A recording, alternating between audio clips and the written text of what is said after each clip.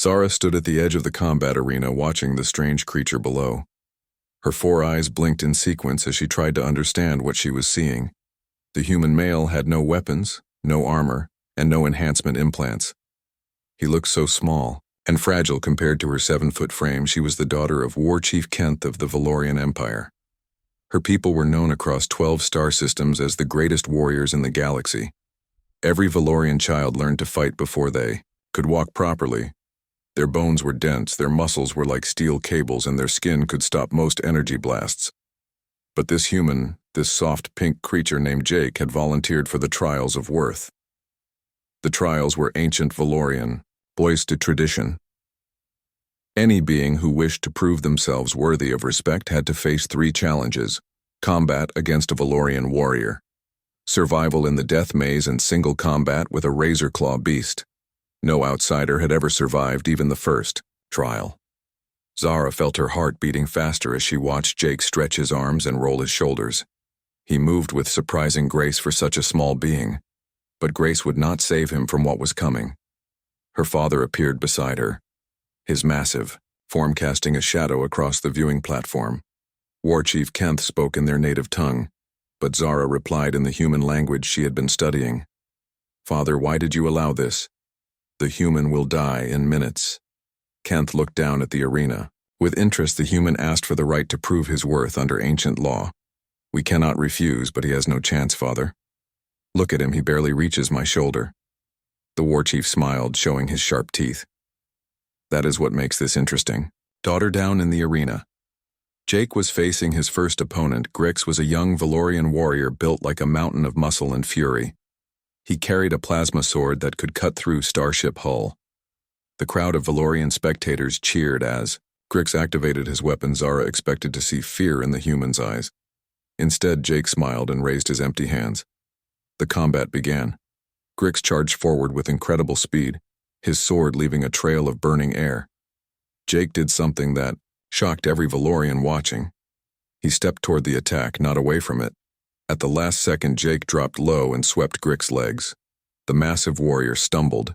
Jake rolled behind him and somehow got his arm around Grix's thick neck. What happened next made Zara gasp. Jake was applying some kind of pressure hold. Grix dropped his weapon and struggled, but within seconds he was unconscious. The arena fell silent. No one could believe what they had seen. A weaponless human had defeated a Valorian warrior in under 30 seconds, Father whispered Zara. How is this possible? Kent was studying Jake with new respect. Perhaps there is more to these humans than we thought. The second trial was the death maze, an underground labyrinth filled with traps, poison gas, and hunting creatures that could track prey across continents. Most Valorians needed heavy armor and powerful weapons to survive it. Jake entered the maze wearing only his simple clothes and carrying a small pack. Zara found herself following his progress on the monitoring screens. She told herself it was just curiosity, but her hearts were beating too fast for that to be true. Jake moved through the maze unlike any warrior she had ever seen. He did not fight the creatures, he avoided them. When he encountered the acid pits, he did not try to jump across them. He found another path. When the poison gas began filling a chamber, he held his breath and moved quickly through it. He was not stronger than the dangers in the maze, but he was smarter. He solved problems instead of fighting them. It took him 6 hours, but Jake emerged from the maze alive and uninjured. The crowd was murmuring now. Some Valorians were starting to look at the human differently. Zara realized she was one of them. The final trial was single combat with a razor claw beast. These creatures were the size of hover tanks with claws that could slice through battle armor and teeth designed for crushing bones. Most warriors needed high-powered energy, weapons to have any chance against one. Jake walked into the final arena still unarmed. Zara could not watch. She turned away from the viewing screen, but she could hear the crowd gasping and shouting. When she finally looked back, Jake was standing over the dead razor claw beast. The creature had been killed with its own claws. Somehow Jake had used the beast's strength against it. War Chief Kent stood up slowly.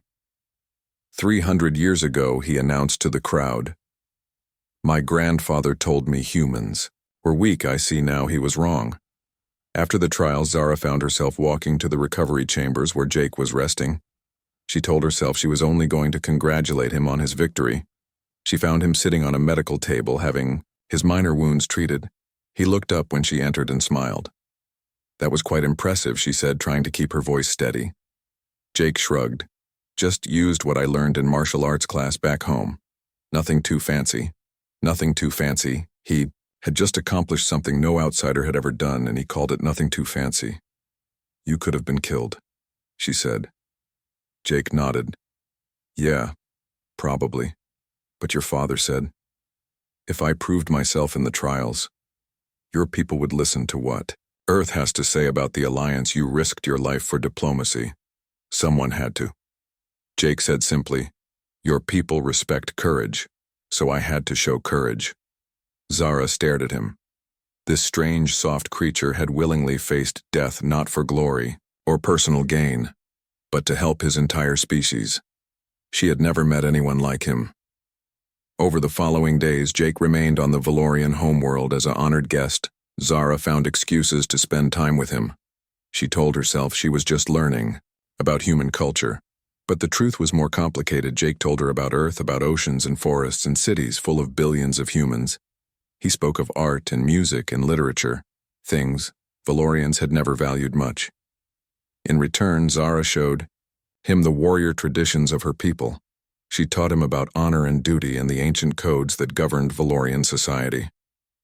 One evening they sat together on the palace balcony, looking up at the 3 moons. "Your people are not what I expected," Zara said. Jake smiled. "Neither are yours. I thought all Valorians were just interested in fighting.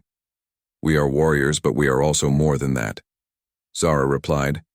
"We have families and dreams and fears just like humans." Jake nodded.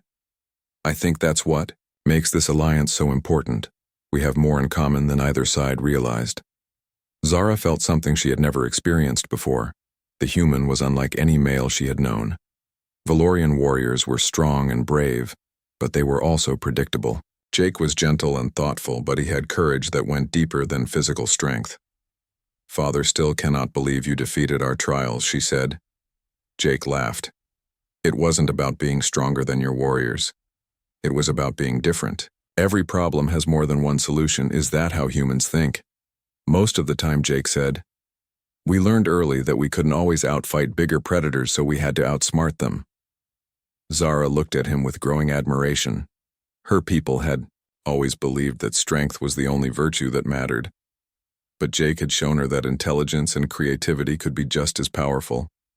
When the time came for Jake to return to Earth, Zara surprised herself by feeling sad.